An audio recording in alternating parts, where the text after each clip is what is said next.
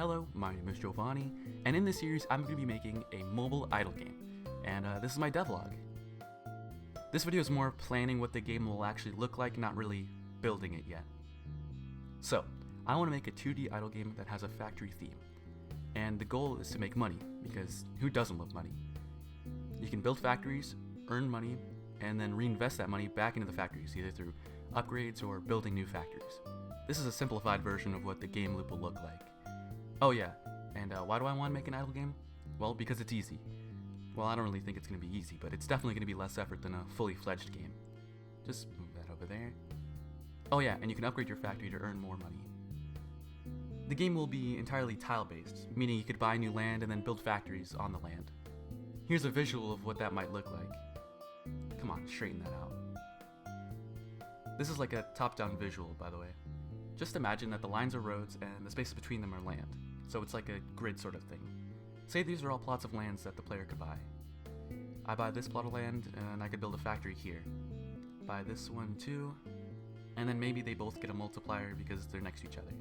Then say I buy this one, then this one has a double multiplier because there are two factories next to them.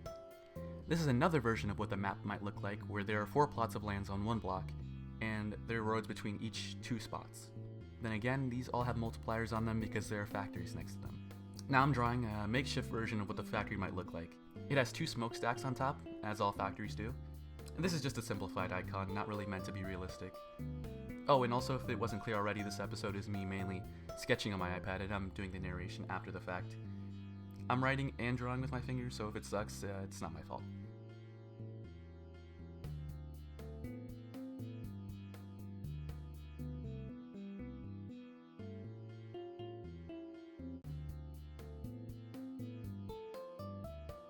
Alright, so that idiot in the back is almost done. I think it turned out pretty well. And I was thinking in-game, when your factory makes money, you see like these little money particles coming off of it.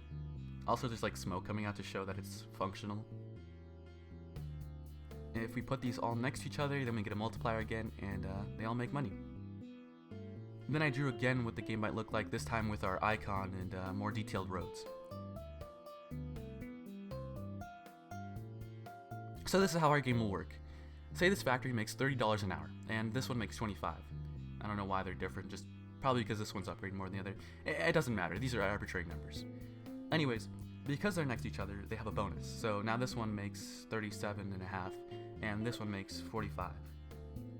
And using a multiplier that stacks up is fine, because there are limited spots around the initial factory, so our multiplier has a maximum it can go to. Also, all this multiplication gave me the idea to name the game Factor-E. Get it? Like, factory? Because factor means to multiply. Wait, what does factor mean?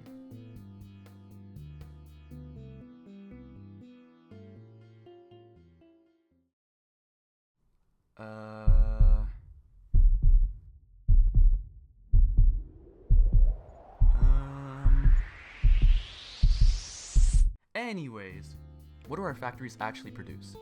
This is a drawing of steel, obviously, it's labeled steel. Maybe you could choose different products to manufacture? Oh, maybe you could research products like toys, steel, cars, food, other factory things. And then looking inside the factories themselves, you could use different manufacturing methods like different machines.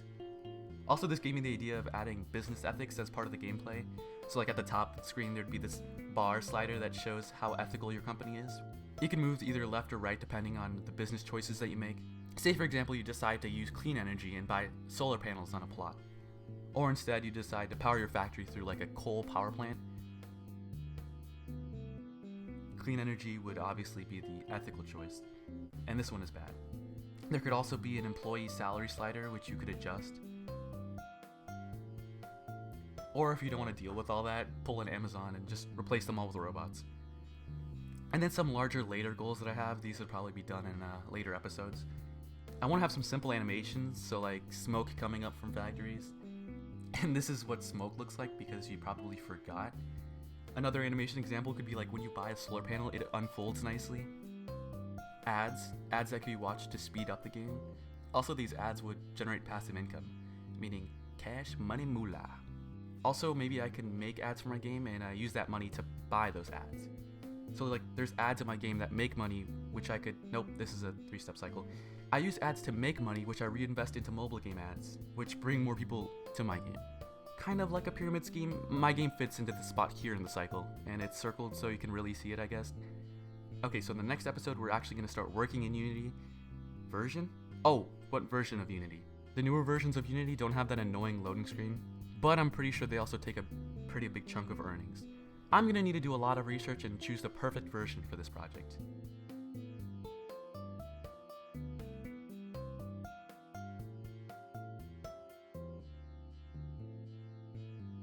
Oh, he called me superior. That's right. 2022. Alright, so it looks like we found the best version for our project.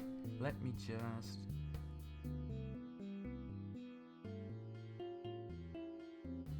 Oh, and also please leave suggestions for features in the comments, and make sure you like other people's comments that you think are good. I will be adding your ideas to the game. I'm hoping to release a new episode of this series every Friday, so stay tuned for that. And yeah, that's pretty much it. Thanks for watching the video. I hope you enjoyed.